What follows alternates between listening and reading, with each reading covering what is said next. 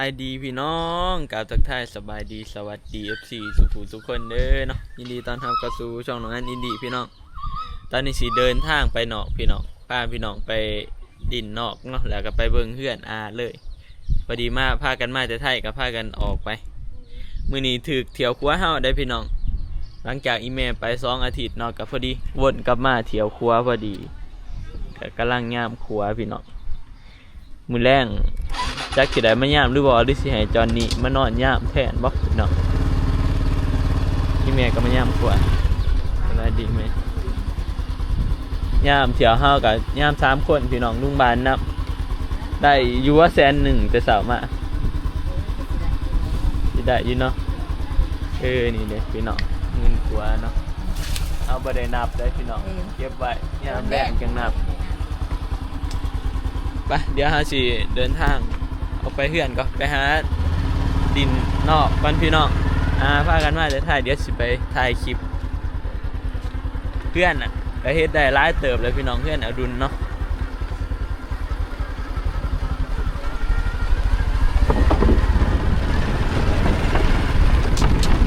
บรรยากาศตอนเช้าพี่น้อง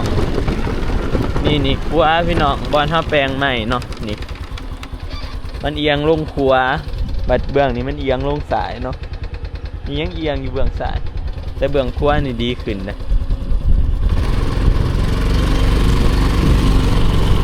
ไม่น้อยมาใส่ดิจะมาใส่โอ้ไปพี่น้องเดินทางออกไปก็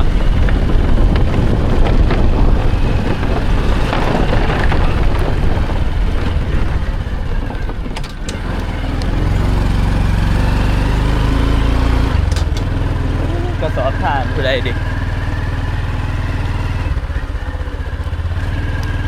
พี่น้องโอ้เฮียนเข่าอยู่ได้นี่เฮียนเข่าอยู่นี่มันคือบ่ไปหรอก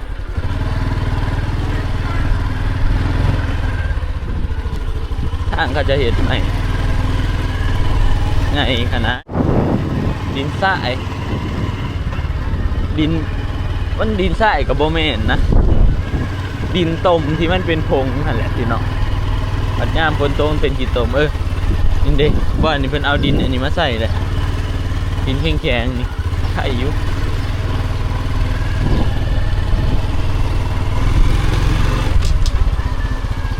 ปะเดี๋ยวเราเดินทางออกไปนอกก็พี่น้องเราไปพอกันอยู่นอกพุ่นละมาหอดแล้วพี่น้อง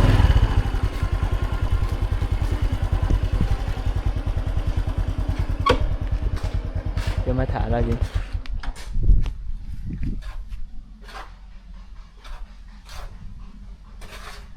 นี่พี่น้องอันนี้คือเนาะที่มาเห็ดอยู่อันนี้แหละพี่น้องอยู่นอกนี่แหละบ้านสวน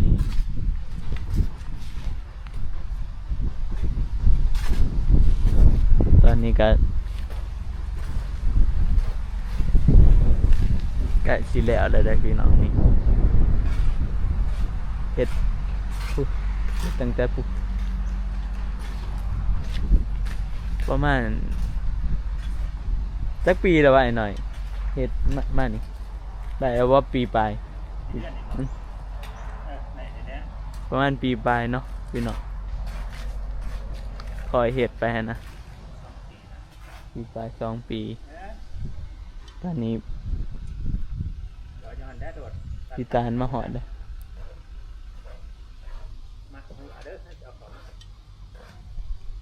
เขามาอาจจะนะเขากลับไปนะเขาจอดข้าวหนึ่งเลย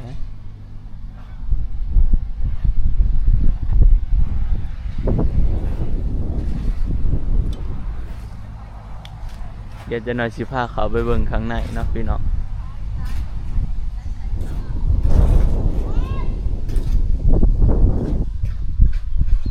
แล้วอยู่บ่วะอยู่เนาะ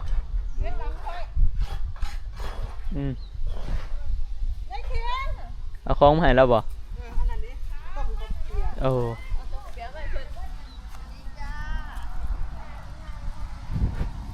ต้มกระเปียกก็ต้มกระเปียกให้วัดอันนั้นยังไงมันก็บ้า ายดีนะ มาอันใดขี่กายเจ้า ว่า มันก็ว่าโอ้เจ้ามาหอดแล้วบ่จักข่อยก็ฟ้าวขี่รถมาที่จริงจะท่านหอดเจ้าหน้าที่พาเข้าไปเบิ่งอยู่ไหนพี่น้อง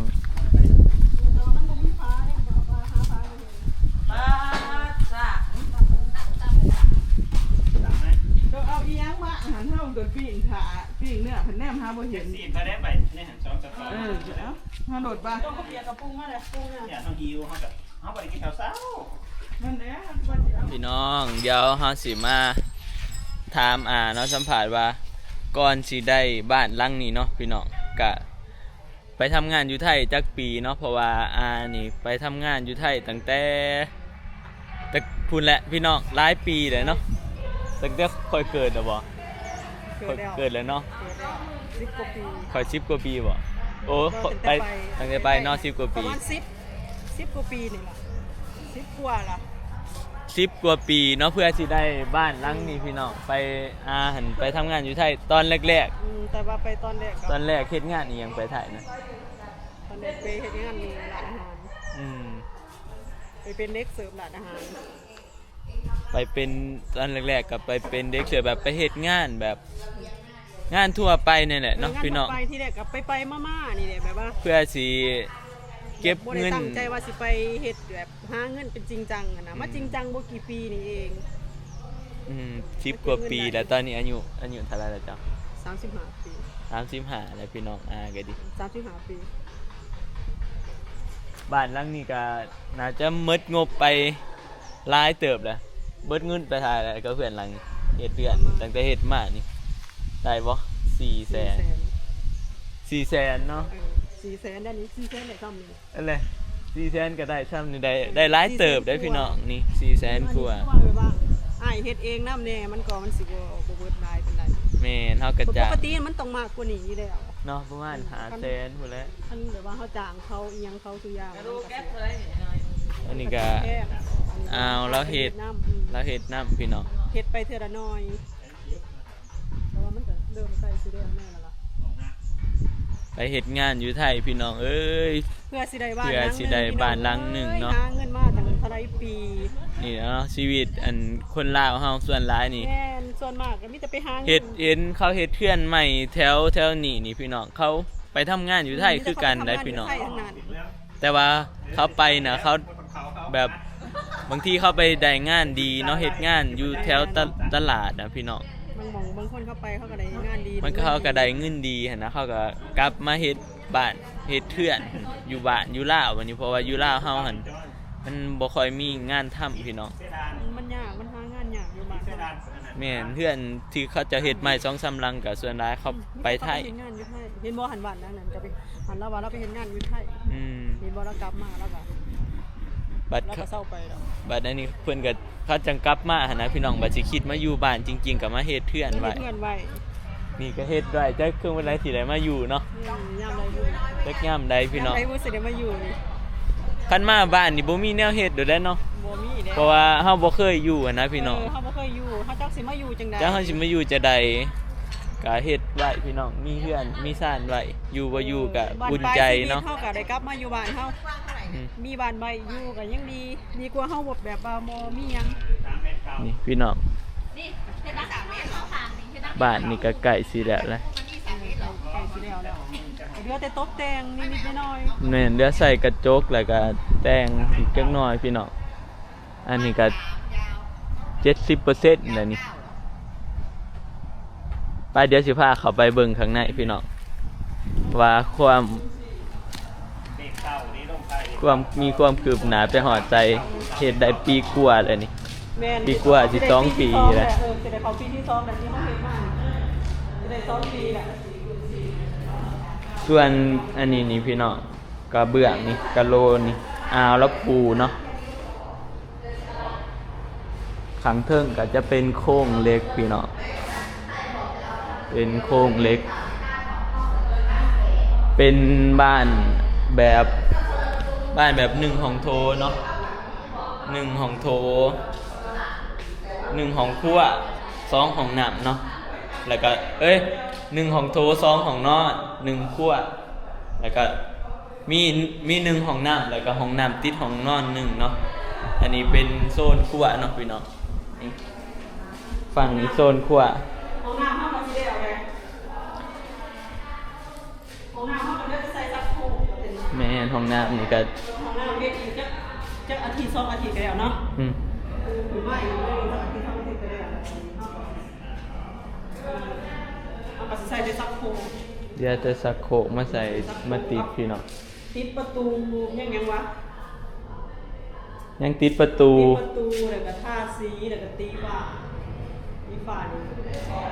คือไปตีฝ้านะติดปล่อยแหวงสีเลยแบบว่าเฮาก็พอได้อยู่ได้ อืม เฮาเห็นแบบพอได้อยู่ขึ้นมาอยู่ คันว่าเฮาบ่ทันมีงบก็ตีในห้องนอนก่อน ติดแต่ของนอนเนาะ อืมตีห้องนอนก่อนบัดเฮามีเงินเฮาจังค่อยมาพอตีฝามันเฮ็ดที่หลังก็ได้เด้ เนาะตีฝ้าไม่เห็นที่นั่นก็ได้อันนี้เฮาก็เลือกแต่ใส่อ้าง อืมอันสิตีไว้ก็บ่ทันมาอยู่คักหันนะ แม่น เพื่ออันนี้ ตีฝ้านี่เฮาเฮ็ดยามอะไรก็ได้เนาะ เฮามาอยู่จริงๆเฮามีเงินเฮาจังเฮ็ดก็ได้นะพี่อันนี้จริงงามได้ไอ้น้อยเฮ็ดเอาแบบเราเอาสีขาวใส่แล้วเราเฮ็ดอันนี้มุมใส่เลย มีแต่ใส่ยาเหนียวนี่ ใส่แต่ยาเนี่ยอย่างเดียวเนาะ อืม ยาแต่ยาเนี่ย พอดีแล้วเฮ็ดงามมันน่ะเฮ็ดคืออยู่เพื่อนข่อยหันเฮ็ดบ่งามข่อยยังบ่มักข่อยอยากได้แนวนี้ในใจข่อย แต่มันออกมาคนละแบบข่อยก็เลยก็ยาก อันนี้สิเฮาก็ใส่อันนี้เฮาก็ติด อืม ใส่แต่ยาเนี่ยเลยง่ายดีบ่ต้องไป ทั้งลุ่มกับปล่อยมันโล่งๆก็ได้ ข้างด้านนี่ก็ปล่อยจังซี่บาดนี้ด้านน่ะมันก็เหืองมันเลือกเอามาแปะนี่แค่นั้น แต่คันเฮาอยากให้งามอยู่ไทยเขาผัดขายถือขนาดมันเป็นเศษอันนั้นเศษแบบประตูทั้งลุ่มฮะมันงามๆฮะมันเป็นอะไร อยู่มาเป็นสูตร เออ งามฮะเขาขายบ่แพงบ้านๆเฮาแหละแพง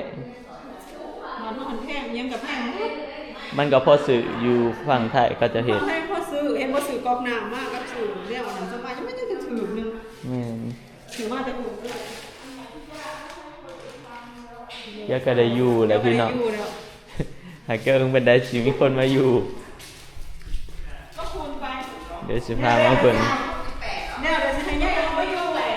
มาเบิ่งฟังห้องนอนพี่น้องอันนี้ห้องนอนที่มีห้องน้ำเนาะหน้าต่าง แล้วก็ห้องน้ำนี่พี่น้องกำลังปูกระเบื้องเนาะก็สิใส่สุขภัณฑ์เป็นถือคือว่าพี่น้องนี่ถัดมาอีกห้องหนึงก็เป็นห้องนอนอีกพี่น้องห้องนอนตัวนี้เป็นมี2หน้าต่างเนาะหน้าต่างด้านหน้าเป็นห้องที่บ่ได้มีห้องน้ำได้บัดนี้พี่น้องห้องนอนตัวนี้มาเบิ่งข้างบ้านพี่น้องเบิ่งนั่นเทปูนออกมาด้านข้างอีกเนาะมัน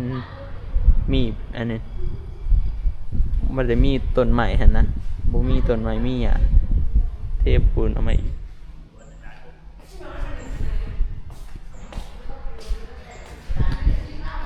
นี่แหละพี่น้อง หนูก็คิดแบบนั้นหนูว่าจะเอาแต่หม่องที่มันจำเป็นก่อนจำเป็นไปปัจจุบันเฮาคิดว่า ตัวนี้นะบ้าน สิเฮ็ดคือบ้านนอกลาวหั่นนะคือบ้านนี่แหละบ้านนี้น้อยบ้านเฮ็ดคือสี่เหลี่ยมคือหมองนี่ไปเฮ็ดตั้งไว้โดดอันก็ให้เฮ็ดเท่าเล็กเท่าน้อยท่าสีกันข้าสิก้อยบอกท่าสีหยังกันกันหยังว่ากันกระดิ่งกันปวดให้ทำทีละนิดละน้อยทีละนิด สูงไหมไหม ตั้งเฮ็ดแล้วเฮาก็เฮาเฮ็ดแบบว่าสามารถย้ายไปหม่องใดก็ได้แต่หันตัวเฮ็ดโดดเครื่องมือก อกน้ำมันพ่ออยู่ว่ากอกน้ำ ตัวแล้วตัวนี้ ขาด บ่ บ่ไว้กอกน้ หมูขวาแล้ว ำเดี๋ยวสิซื้อมาใส่อีกเพราะว่าไปซื้อไปหาซื้อมันบ่มีมันไหนซ้ำน่ะเดี๋ยวจะมาซ้อมมัน อีไม่มีกันนะ ตัวอันนั้นเกิดตัวซ้อมงานเกิดยังอีกอันนึง ทำบิ๊กซีได้ ตัวสองหัวหั่นบ่ ใช้เบื้องนะ เนาะโกโก้ ถ้าจะซื้อหัวบัวจะกระทาซื้อมากกับหัวบัวเด้อ มันก็ยังบอกเลยต่อจากเรื่องไอ้นาเป็นเรื่องใหม่ต่อจากนั้นเป็นเรื่องใช้ ตอนนี้ก็น้ำเมื่อแล้วพี่น้อง ก็สิไปหัวยากเนาะมื้อแรกพุ่นแล้วเขาสิมานี่น้อยสิเฮ็ดหยังตอน โอ้ยกูกระโดดเด่นเดียวนี่กูเรียกกูกระดาษ คือจุดชมปูนได้ใช่ไหมเพื่ เด่ อน เดียวนี่ซองของเด่นมาได้ยังบ่ทันนี่เรื่อย กะนี่แหละพี่น้อง พาพี่น้องมา ยังไม่เอาเลย มาเบิ่งเพื่อนเนาะเพื่อนที่เราไปทำงานอยู่ไทยมารีวิวไฟก็เอาเข่าเลยได้นี่พี่น้องนี่เขาไฟเสียเงินได้นี่พี่น้องเสียเงินอันนั้นเขาอันนี้มาเสาไฟเขาเอาเสาไฟมาเพราะว่ามันบ่มีเสาไฟนะก็ต้องเอาเสาไฟมาใส่บ่อนี้อีกเห็นบ่ของคนอื่นเขาเอาเสาเหล็กมาเลยพี่น้องนี่เสาเหล็กมาใส่เฮือนเด้อแต่นี่เอาตัวนี้เอาเสาปูนน่าจะไฟคนละอันนั้นกันเด้อคนละสายกันไฟตัวนั้นมันมาแต่ผากเนาะพุต่อมานี่อันนี้ก็เดินทางเมื่อไรเนาะพี่น้องเพื่อนนี่เบิ่งใกล้ๆนี่ก็งามเลยพี่น้องนี่ทรงมันงามน้องอันมักทรงนี่แหละเฮ็ดเพื่อนนี่พี่น้องอันนี้ที่ว่าน้องอันว่าเพื่อนเขาจะเฮ็ดใหม่เนาะนี่เด้บ้านหลังนี่เนาะ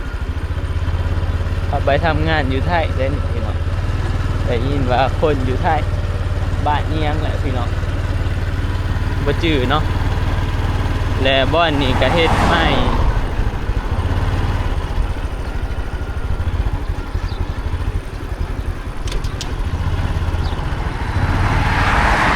พี่น้อง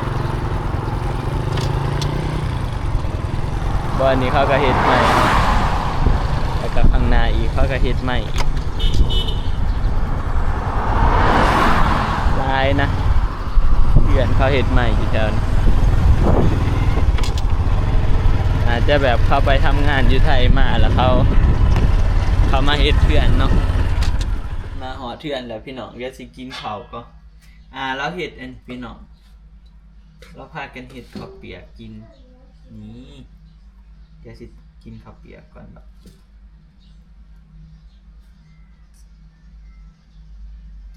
เส้นมัน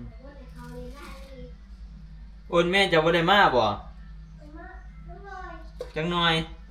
โทรหาเราอยู่บ่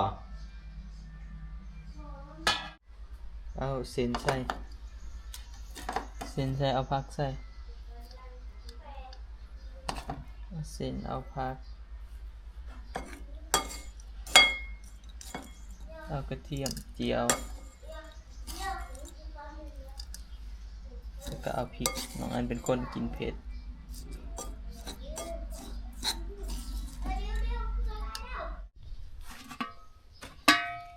โอ้คือมาหลายแทนน้ำซุป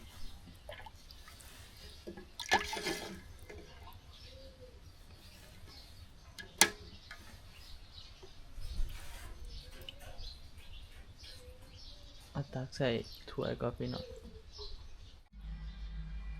ปรุงก็พี่น้อง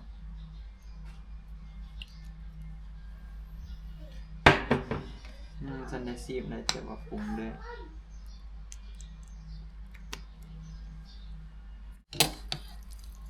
ขวดแบบนี้พี่น้อง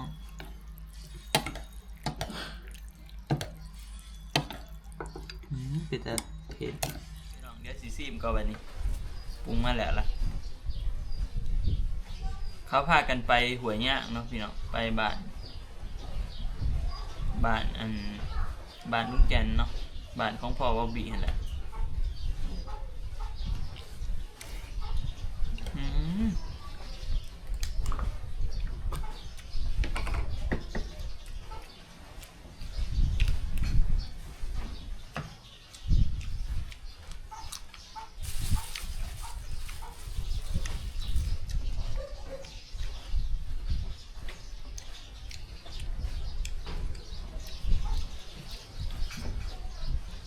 แซ่บพี่น้อง ถ้าได้กินข้าวซับน้องอันกันดิออกไปถ่ายคลิปก่อนเนาะออกไปถ่ายคลิปอยู่นอกก่อน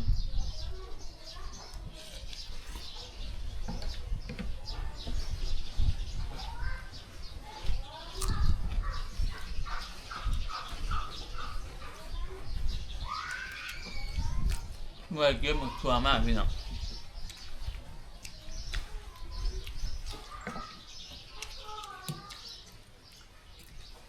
มันชัวร์อยู่โกกันแจะมันสดเนาะ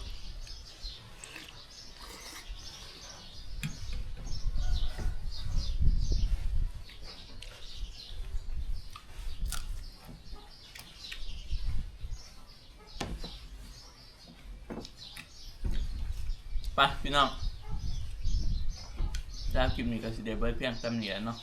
ขอบคุณขอบใจ FC เบิร์ดสุภูทุกคนเด้อพี่น้องที่ทำมาติดตามรับชมเนาะเดี๋ยวไว้พอกันใหม่คลิปหน้าพี่น้องสำหรับคลิปนี้ก็ขอตัวลาไปก่อน